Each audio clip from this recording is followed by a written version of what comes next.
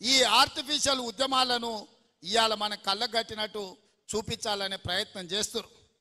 ఎప్పుడు కేసీఆర్ బలైన పడతాడో, ఎప్పుడు కేసీఆర్ పతనం అవుతాడో విద్యార్థులను రెచ్చగొట్టి వాళ్ళని సావగొట్టి వాళ్ళ శవాల మీద పార్టీని బతికించుకోవాలని ఈ సన్నాసోడు విద్యార్థుల శవాల కోసం ప్రయత్నం చేస్తున్నాడు. ఆనాడు 6 అడుగులు ఉన్నాడు 100 రూపాయలు పెట్టి లీటర్ పెట్రోల్ తెచ్చుకుండు, కానీ 10 పైసలు పెట్టి అగ్గిపెట్టే తెచ్చుకోలే.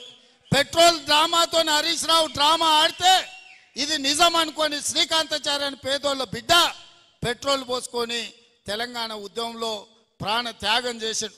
అక్కడి నుంచి ఈశాన్ రెడ్డి, వేణుగోపాల్ రెడ్డి, కానిస్టేబుల్ కిష్టయ్య, యాదయ్య ఇట్లా వందలాది మంది పిల్లలు ప్రాణాలు తీసుకున్నారు. కానీ కేసీఆర్ కుటుంబంలో ఒక్కరన్నా చచ్చిపోయినానే ఎన్నడనా?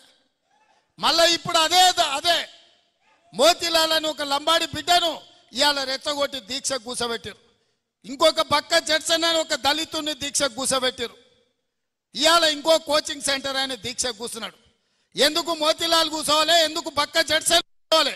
నేను సూటిగా సవాల్ విసురుతున్న హరీష్ రావుకు, కేటీఆర్ కు, సన్నాసులారా మీరు దీక్ష కూర్చోండి, మీరు సావనైన వాయిదా అయిన పడాలి. ధైర్యం ఉందా?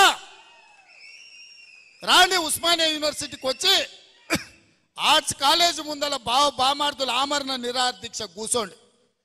గ్రూప్ 1 పరీక్షలు, గ్రూప్ 2 పరీక్షలు, గ్రూప్ 3 పరీక్షలు, డిఎస్సి పరీక్షలు వాయిదానన్న పడ, లేకపోతే మీ ప్రాణాలన్న పోవాలి అనే నినాదంతో మీరు ఆర్ట్స్ కాలేజ్ ముందల దీక్ష చేయండి.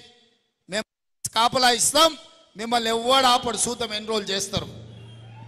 మీరిద్దరు నిజంగానే పరీక్షలు వాయిదా వేయాలంటే, మీ వాదనలో బలం ఉంటే, ఈ తెలంగాణ కోసం సావు నోట్ల తలకాయ పెట్టినని సన్నాసి కేసీఆర్ చెప్పేది నిజమే అయితే, ఇక ఆయన కంటే వయసు మీద పడ్డది లేవ